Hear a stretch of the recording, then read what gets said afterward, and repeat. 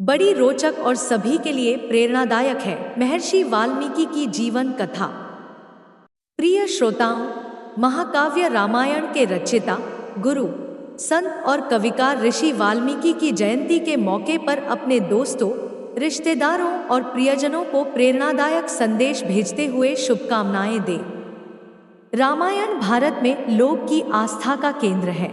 इस लोकप्रिय और प्रसिद्ध ग्रंथ महाकाव्य रामायण में भारत के जन की आस्था बसती है।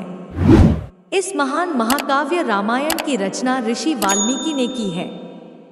यह एक संस्कृत महाकाव्य है जिसमें श्री राम की गाथा है। महाकाव्य रामायण के रचयिता ऋषि वाल्मीकि को उनकी रचना के बाद आदिकवि के तौर पर प्रसिद्धि मिली, लेकिन ऋषि बनने से पहले वह एक डाकू थे जिनका नाम रत्नाकर था। नारद मुनि ने उन्हें सत्कर्म की दिशा दिखाई, जिसके उनका हृदय परिवर्तन हुआ और उन्होंने लूटपाट छोड़कर सत्कर्म का मार्ग चुना।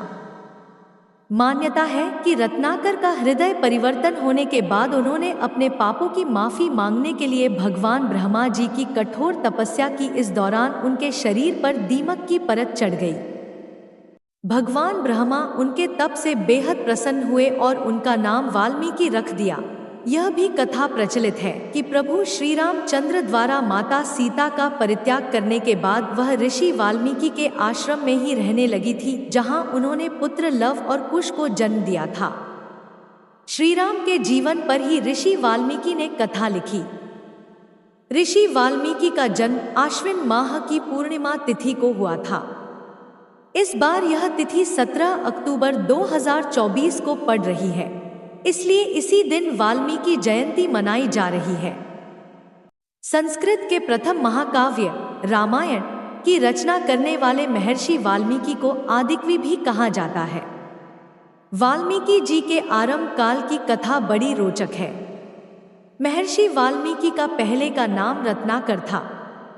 मान्यता है कि इनका जन्म एक ब्राह्मण परिवार में हुआ था, किंतु डाकुओं के संसर्ग में रहने के कारण ये लूटपाट और हत्याएं करने लगे और यही इनकी आजीविका का साधन हो गया। इन्हें जो भी मार्ग में मिलता वह उनकी संपत्ति लूट लिया करते थे। एक दिन इनकी मुलाकात देवर्षि नारद से हुई।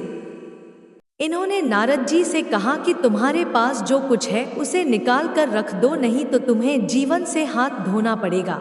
देवर्षि नारद ने कहा, मेरे पास इस वीणा और वस्त्र के अलावा कुछ और नहीं है। तुम लेना चाहो तो इसे ले सकते हो, लेकिन तुम यह क्रूर कर्म करके भयंकर पाप क्यों करते हो? देवर्षि की कोमल वाणी सुनकर वाल्मीकि का कठोर हृदय कुछ द्रवित हुआ। इन्होंने कहा, भगवान, मेरी आजीविका का यही साधन है और इससे ही मैं अपने परिवार का भरण पोषण करता हूँ। देवर्षि बोले, तुम अपने परिवार वालों से जाकर पूछो कि वह तुम्हारे द्वारा केवल भरण पोषण के अधिकारी हैं या फिर तुम्हारे पाप कर्मों में भी हिस्सा बंटाएंगे। तुम विश्वास करो कि तुम्हारे लौटने तक हम यहाँ से कहीं नहीं जाएंगे।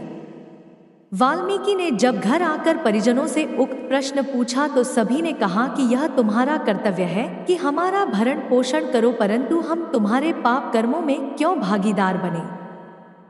परिजनों की बात सुनकर वाल्मीकि को आघात लगा।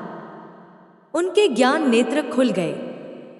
वह जंगल पहुंचे और वहां जाकर देवर्षि नारद को बंधनों से मुक्त किया तथा विलाप करते हुए उनके चरणों में गिर पड़े और अपने पापों का प्रायश्चित करने का उपाय पूछा। नारद जी ने उन्हें धैर्य बंधाते हुए राम नाम के जप की सलाह दी, लेकिन चूंकि वाल्मीकि ने भयंकर अपराध किए थे इसलिए वह राम राम का उच्चारण करने में असमर्थ रहे। तब नारद जी ने उन्हें मरा मरा उच्चारण करने को कहा। बार बार मरा मरा कहने से राम राम का उच्चारण स्वतः ही हो जाता है। नारद जी का आदेश पाकर वाल्मीकि नाम जप में लीन हो गए। हजारों वर्षों तक नाम जप की प्रबल निष्ठा ने उनके संपूर्ण पापों को धो दिया। उनके शरीर पर दीमकों ने बाम्बी बना दी। दीमकों के घर को वल्मीक कहते हैं। उसमें रहने के कारण ही इनका नाम वाल्मीकि पड़ा।